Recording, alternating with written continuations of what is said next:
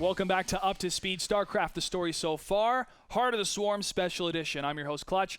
Joining me on the set's the very lovely Lauren Elise, who's been our chat moderator and taking a lot of great questions. A lot of people are saying, whoa, to Arcturus Manx and Mr. James Harper. Yeah, it was such a blast. A lot of that going on. Such a blast to hang out with them at the HOTS launch event and for them to be so candid, and they do great interviews. I mean, they're actors. They know how to be interviewed. And a lot of people think that he looks the most like his character. Oh, it's true. It's true. He was intimidating. Yeah? Did he scare you a little bit? No, because I'm a little bit taller than him. And maybe a little bit more overpowered him? Younger, yeah. But I mean, his attitude is pretty spot on. He controls the camera. Yeah. And you saw that when he was talking to Day 9 during the launch event. He's like, I am in control, not Sean. It was great. Yeah. It was great. I was going to mention the same exact thing, Josh. Like that was number one. The two of them together, it was really cool because it seems like they have the same personality. So like you said, they're both trying to control the flow of the conversation, even because that's what it was. It was him interviewing. It was Sean interviewing James, and it was definitely fun to watch, especially live. Just seeing the two of them go together, it worked out really well. Yeah, well, joining us from the beautiful state of Arizona is the man who played Shane from Walking Dead, Kevin Sixen Carlino. Had to throw it in there. You look just like him, and everybody in chat is saying that. I've actually heard that before. My girlfriend's parents told me the same thing. I'm like, really? I guess so. Take it as a compliment, my friend. I've had a couple people say I look like Tom Welling from Smallville. And I don't know if that's exactly true. Actually, yeah, I can see that. I will take that. Yeah. That is one of the greatest compliments you could ever tell Clutch, for sure. Aww. And I talk to myself in third person. That's not normal. All right, let's move on here because we have a little bit more to cover before we say our goodbyes to Heart of the Swarm.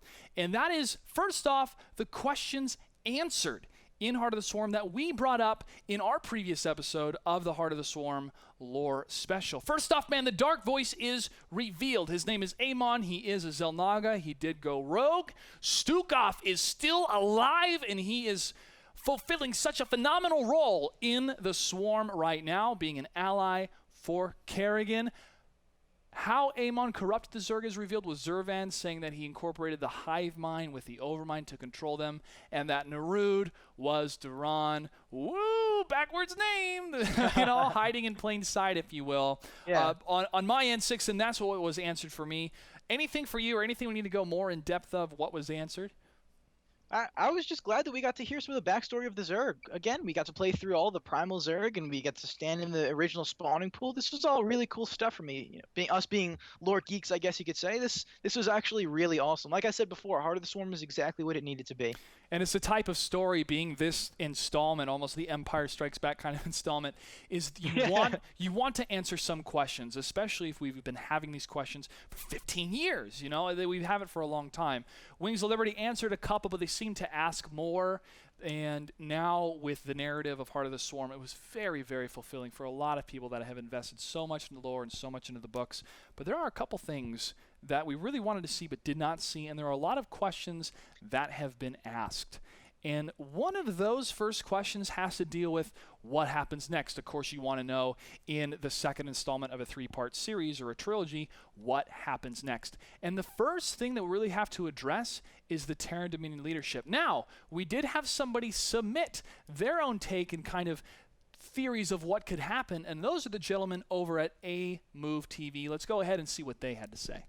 Hey, Clutch and NASL crew, Garrett here from the Campaign Roundtable podcast, and I've got a question for you since you guys are doing a lore show on Heart of the Swarm. So, Korhal is in ruins, and many of the essential manufacturing worlds of the Dominion war machine have been infested by the Zerg. Prince Valerian will most likely have to be placed on the throne by his allies, Rainer's Raiders, who have in turn allied themselves heavily with Kerrigan. Kerrigan, in addition to all her past war crimes and the massacre on Kaldir, now has a transport ship full of battle-hungry Zerg speeding towards the Protoss homeworld.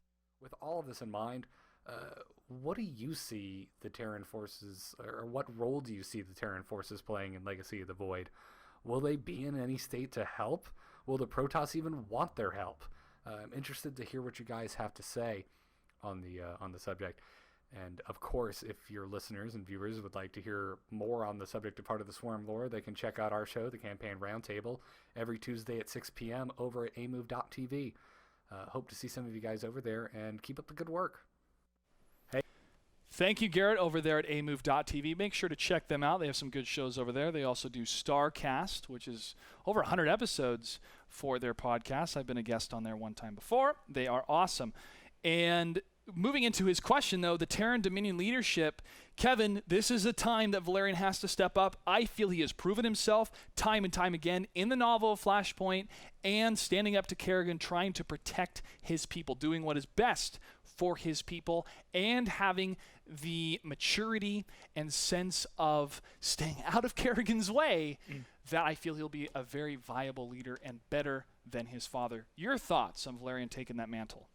I completely agree with that. And not only do I feel like he knows Kerrigan, but Kerrigan respects him as a leader. If we go back to just that final mission where she kind of stops and, like I said, they locked eyes and she took a moment and she said, "All right, I'll do what I can to minimize casualties." That was good. This is something we need, something that hasn't been seen before. The leader of the Swarm and the leader of the Terran being respecting each other. I suppose one could argue Arcturus Manx respected Kerrigan, but at the same time, he felt like he did everything. He was the cause of everything. Now we have a little bit of a change of pace with Valerian taking over, hopefully. I'm curious. I mean, Core Hall is in ruins. Maybe he doesn't take Core Hall as the capital of the new Terran government. Maybe it's not even the Dominion anymore. I mean, it went from the Confederacy prior to Mengsk, and then Arcturus took over, and now it's just this new. It's the rebirth of like a reborn Terran. And I feel like this was a great question leading us into Legacy of the Void. I know we're gonna answer some more questions, but I wanted to touch on this very briefly. It feels like Legacy of the Void is simply going to be the rebirth of everybody. We now have this reborn Swarm. We have Kerrigan and Stukov and Dahaka with the different parts or factions of the Swarm all coming together. We now have the Terran, who have a completely new government. And again, we don't know how far off Legacy of the Void will be. It could be 4 years. It could be 4 weeks. We now have the reborn Terran and the Protoss in the meantime, depending on how much time is in between and what happens in the Legacy of the Void. You and I spoke about this. I feel like it's going to be the Protoss reuniting as well. Previously, we've had tribal issues, just infighting amongst the Protoss tribes. Aside from that, we also have this conflict between the Kala and the Void. All of these, I feel like, will be resolved or will have been resolved in the interim to Legacy of the Void. And at the end of the day, it's going to be the rebirth of the Terran, the rebirth of the Protoss, and the rebirth of the Zerg, all coming together and fighting this Aemon or Xel'Naga, Rogue Xel'Naga, whatever he's going to be at the time. That is what I feel Legacy of the Void is going to be all about. It's an us versus them scenario. This is how Arcturus Manx gained his power. It's us as the Terran Dominion against the Protoss and the Zerg. We have to unite.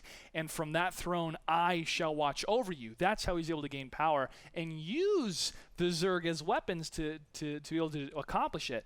Valerian wants to use compassion. And this is a man that has been trying to escape assassins and training himself to be his father's successor. If there's arguments from the geopolitical strife that has happened because of the Swarm invading Core Hall, it might be there, like, well, if Arcturus Manx couldn't defend us, then his son can't. But overall, I think it won't turn into this huge battle for the throne. Everybody will acknowledge Valerian is the one that needs to take it. I wonder what he'll do with Jim, if he'll actually honor Jim as a hero, and if people will actually listen to that, or if he want to address that at all, because Jim Kerrigan as well. Exactly. If Kerrigan comes out and says the reason why I spared so many of you is because Arcturus Manx was evil and needed to be taken down, however, I support his son. If that was in a newsfeed, people are like, the Queen of Blades supports Valerian? No way we can have him in the throne. They could totally twist that around. I really wonder where they're going to go with it. However, I don't think it's going to be focused on heavily, at least in the game, because Heart of the Swarm wrapped up a lot of what happened in Wings of Liberty. I mean, it still was kind of a Terran campaign because you had a lot of Terran elements and characters involved. Hardly any Protoss. They were pretty much the bad guys, and Kerrigan's might fund this. Yeah. In Heart of the Swarm, at least, I would have liked to have seen more Protoss. But, again, this just goes back to we don't know how long of an interim there will be between HOTS and Void. I mean, Zeratul, in the meantime, could have been talking to Artanis, trying to reunite his people, could have been mobilizing their troops to do something. Again, we ended Swarm off with Kerrigan flying to Ire, or Shakuras. Ire. Flying to Ire.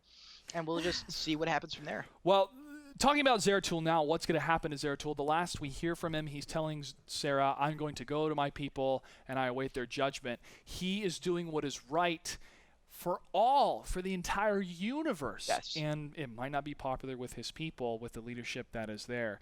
Zeratul has been profoundly efficient in trying to accomplish this mission to try to make sure this prophecy does not come true. What will happen to him, we don't know. He's already been an outcast for so long as part of the Dark Templar against the leadership of the Kala.